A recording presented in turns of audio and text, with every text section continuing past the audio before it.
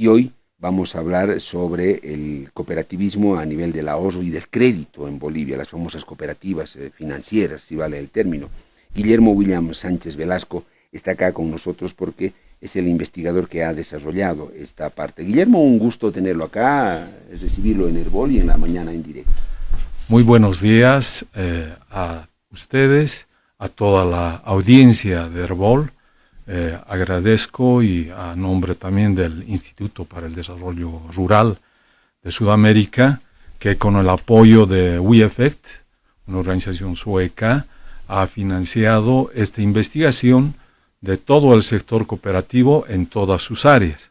A mí me tocó la parte de ahorro y crédito, de la cual vengo a conversarles un poco de su historia y cómo estas organizaciones, que son de carácter inicialmente social, pero con objetivos económicos, han generado inclusión desde hace mucho más tiempo de lo que se viene hablando de estos términos, ¿no? Porque se habla mucho de inclusión, de resiliencia, de sostenibilidad, y este tipo de cooperativas de ahorro y crédito ya tenían ese enfoque, como se los comentaré más adelante.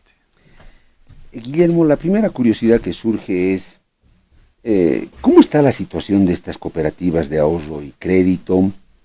Están ayudando mucho a sectores sociales pobres, sectores sociales con limitados recursos.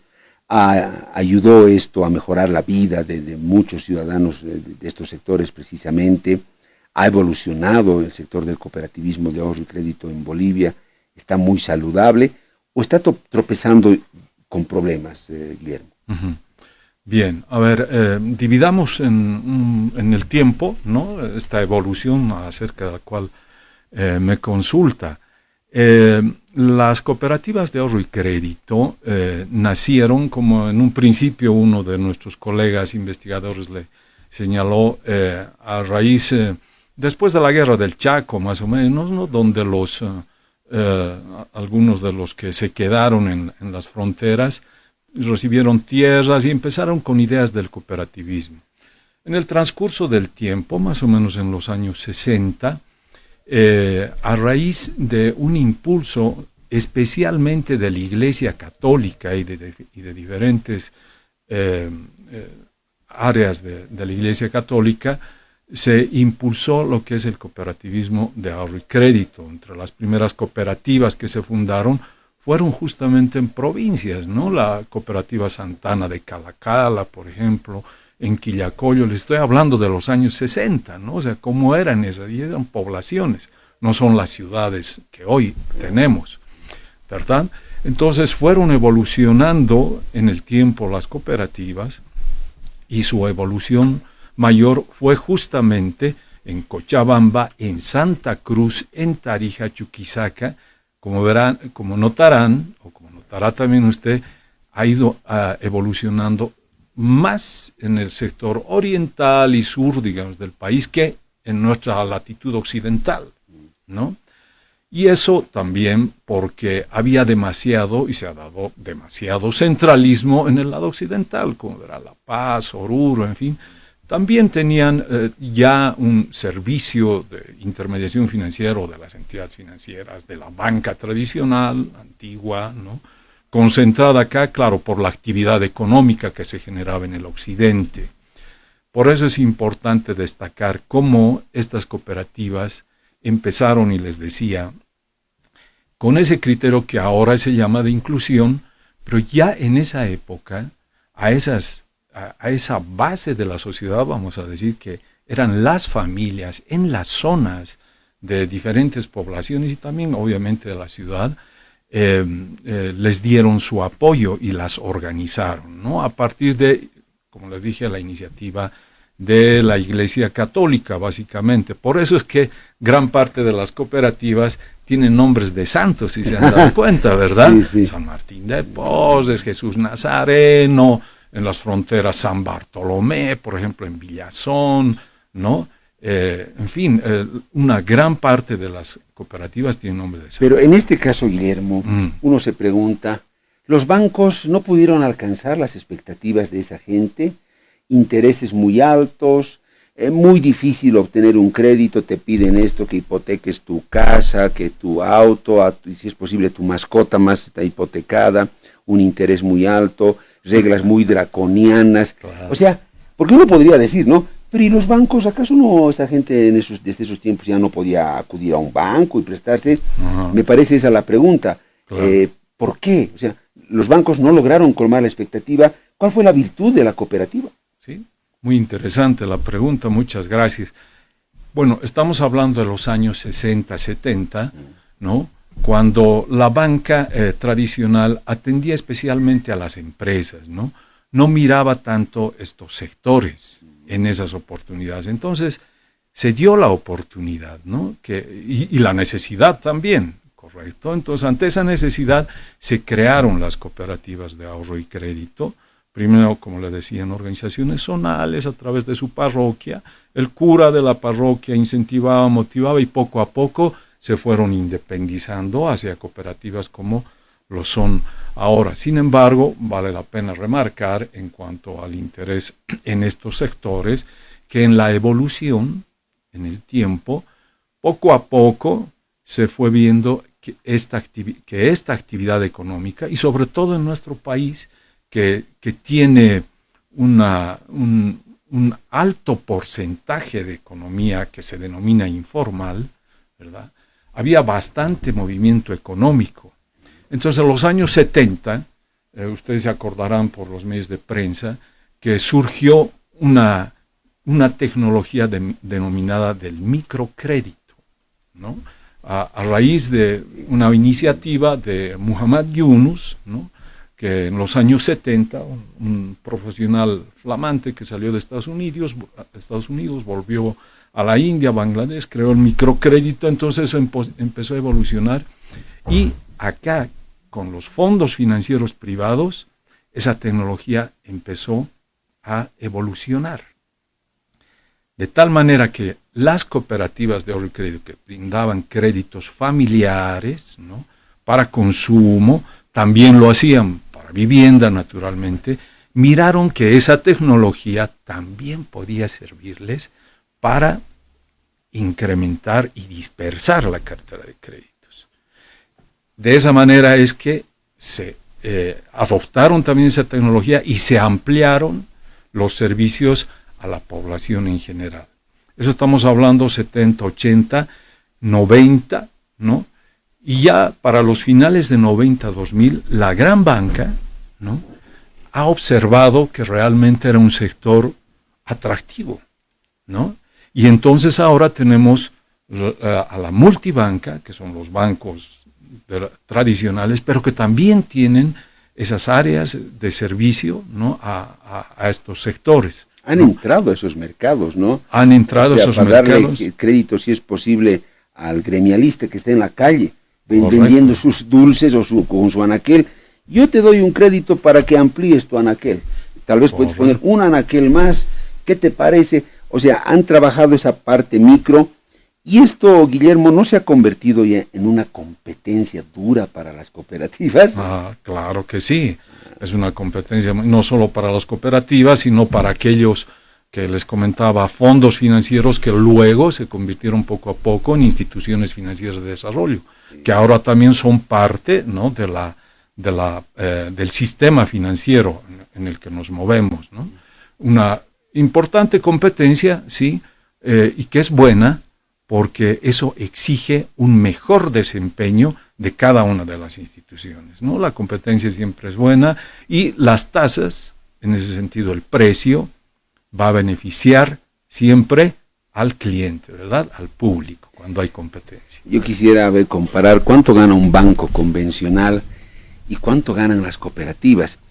Me imagino, claro, no son de lucro, por supuesto que sí, no, pero deben obtener ingresos, no sé si lo suficiente y lo necesario además para el mantenimiento de la cooperativa y nada más. O las cooperativas también han comenzado a generar un excedente interesante. ¿Lo han reinvertido en qué el excedente? A ver, esas preguntas para Guillermo William Sánchez Velasco al volver de esta pausa. Guillermo William Sánchez Velasco, investigador de este trabajo que es el cooperativismo en Bolivia, impulsado por el Instituto para el Desarrollo Rural en América Latina y PDRS, ha realizado y ha desarrollado. Interesante, un diagnóstico sobre el cooperativismo en sus distintos ámbitos y rubros. Con Guillermo estamos hablando sobre el cooperativismo de ahorro y crédito. Estos 10 minutos que tenemos los vamos a aprovechar al máximo para hablar, uno, de los gobiernos de estas cooperativas, estos gobiernos corporativos, o sea, cómo funcionan, la regulación que tienen. El cooperativismo es justa e injusta esta regulación respecto de entidades financieras convencionales. Y para retomar lo que decíamos antes de la pausa, pero de manera muy brevecita, Guillermo, decíamos el rendimiento de estas cooperativas, la utilidad que obtienen, ¿es destacable, es importante o no? Solamente da para la subsistencia de estas cooperativas respecto de lo que es el mundo financiero convencional. Uh-huh. Bueno, en cuanto se refiere al marco normativo, una importante diferencia es que las cooperativas de ahorro y crédito tienen una ley especial, que es la Ley de Servicios Financieros actual, la Ley 393, que fue dictada en 2013, ¿no? Desde su origen, desde la creación, transitaron por 3 leyes. La primera fue la Ley General de Bancos de 1928, que creó al organismo supervisor, la superintendencia. En esa oportunidad también se creó el Banco Central de Bolivia y la Contraloría General de la República, ¿no? Luego tenemos una Ley 1488, que ya no era de bancos, decía y entidades financieras, ¿no? ¿Esto por qué? Porque el ámbito de control debía ser a todas aquellas que captan recursos del público, ¿no? Ahora, lo interesante de estas leyes, incluyendo la última, la Ley 393, que tienen decretos normativos y regulaciones normativas no similares, igual que cualquier otra entidad financiera, sean bancos, instituciones financieras de desarrollo o banco de segundo piso, en fin, y deben cumplir con esas normas bajo una estricta vigilancia, lo que implica que la estructura de gobierno corporativo de las cooperativas de ahorro y crédito es muy fuerte, comparativamente con el resto de las cooperativas. Hemos escuchado algunas otras entrevistas anteriormente. En este caso, por ejemplo, de las cooperativas de ahorro y crédito, se tiene después de la Asamblea General dos instancias para la gestión de la cooperativa. Por un lado, el Consejo de Administración, pero paralelamente, con el mismo peso y nivel, tenemos al Consejo de Vigilancia. Cada uno de estos consejos tiene sus funciones mínimas dictadas y emitidas mediante la normativa y la regulación para el sistema financiero.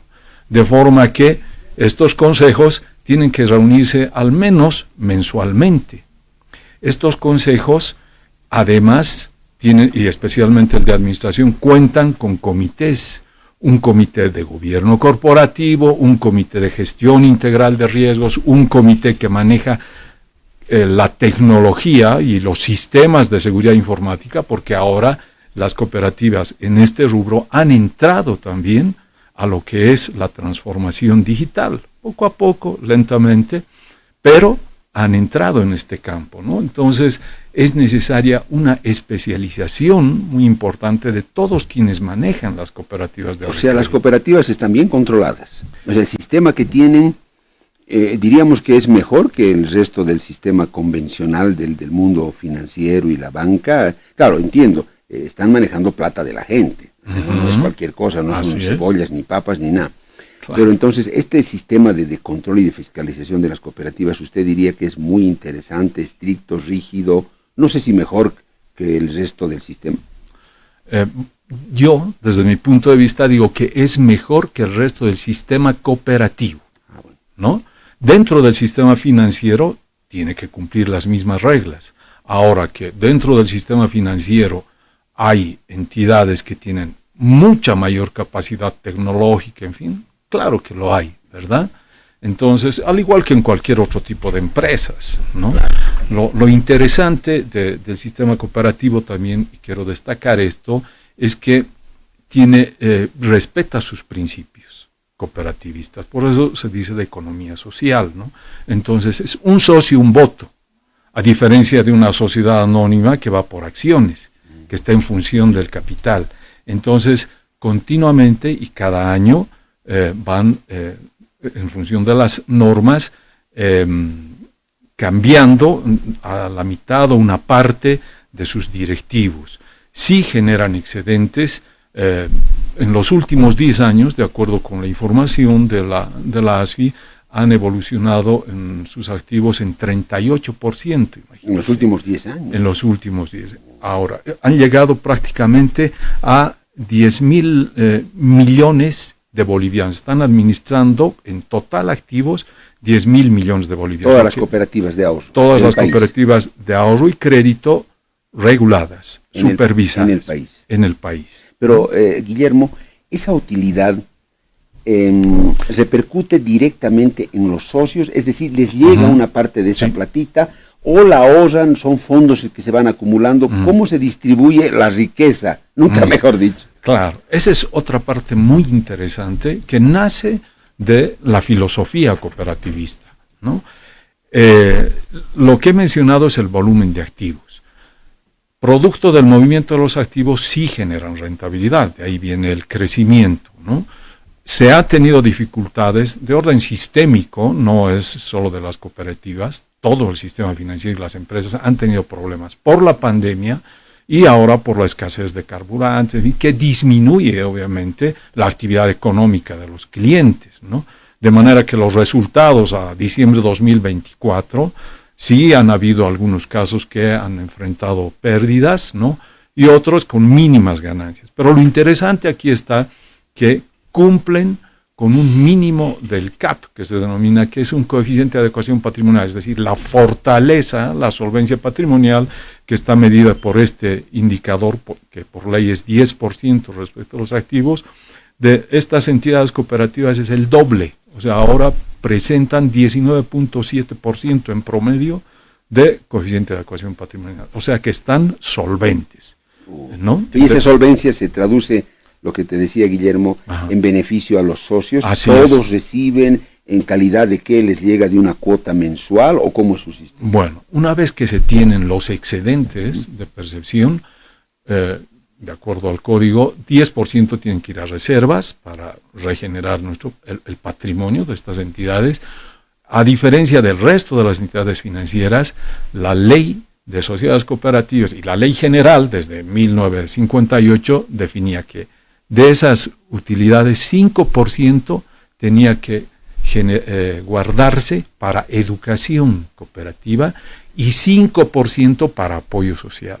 Práctica que hasta la fecha continúan realizando estas entidades, ¿no? Entonces, ese enfoque social que la última ley de servicios financieros en su artículo 4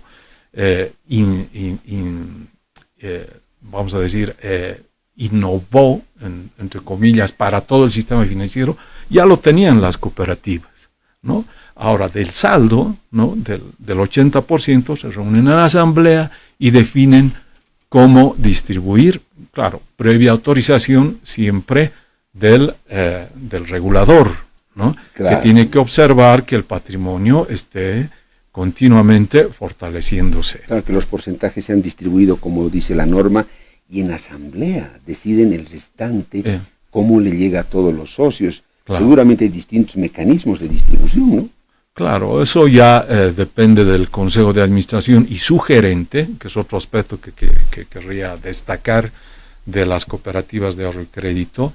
No es que el presidente del Consejo de Administración dispone y define qué hay que hacer, no. Hay una debida separación entre lo que son los consejos de administración y vigilancia, que es el ápice estratégico de la organización, es decir, el cerebro, ¿no? El cerebro ordena, da línea, da política, da norma, y la planta ejecutiva, que es a partir del gerente general y sus inmediatos mandos medios, son los que ejecutan. Entonces el gerente general plantea, pone a propuesta del Consejo de Administración y el Consejo de Administración propone a su vez a la Asamblea General la forma como distribuir esos excedentes. En estos prácticamente 2 minutos que nos quedan, un poquito más de manera breve, Guillermo, La regulación para las cooperativas, muy exigente, o sea, está a la par de un gran banco, digamos, de los convencionales grandes, la gran banca que tenemos. ¿Eso es justo, es injusto? ¿Deberían tener otro tratamiento las cooperativas o deben cumplir la misma normativa? Bien, al respecto, desde el punto, digamos, frío y enfoque de la ley es para todos, ¿verdad? Entonces, desde ese punto de vista podemos decir que está bien que se aplique de esa manera. Sin embargo, es importante hacer notar lo siguiente. En la evolución del cooperativismo hubieron, como en la economía, etapas de crecimiento y de decrecimiento, ¿no? Normalmente el cooperativismo se ha desarrollado en etapas de crisis, ¿no? Ya lo decía el colega después de la revolución industrial, por ejemplo, en Europa, ¿no? En nuestra época también en etapas de crisis la gente busca cómo organizarse mejor, ¿no? Entonces, esta es una etapa muy interesante y en la etapa cuando el cooperativismo se refortaleció después de la etapa de la hiperinflación de los 80, cuando, según Juan Antonio Morales, los precios crecieron 625 veces. En esa etapa, el cooperativismo adoptó las nuevas tecnologías que había comentado, ¿no? Y se fortaleció. Gran parte sí, hubo una alta mortalidad de cooperativas, pero se fortalecieron, ¿no? Esta es una etapa también importante en la que podemos aprovechar la tecnología digital, ¿no? Bueno, Guillermo, yo quiero agradecerle por su tiempo, por su presencia. Nos hemos enterado de cosas interesantes del tema del cooperativismo que seguramente eran desconocidas. Guillermo, gracias por el tiempo, por la exposición. Las gracias a ustedes nuevamente a nombre del instituto, a nombre mío y a la atención de todo su público.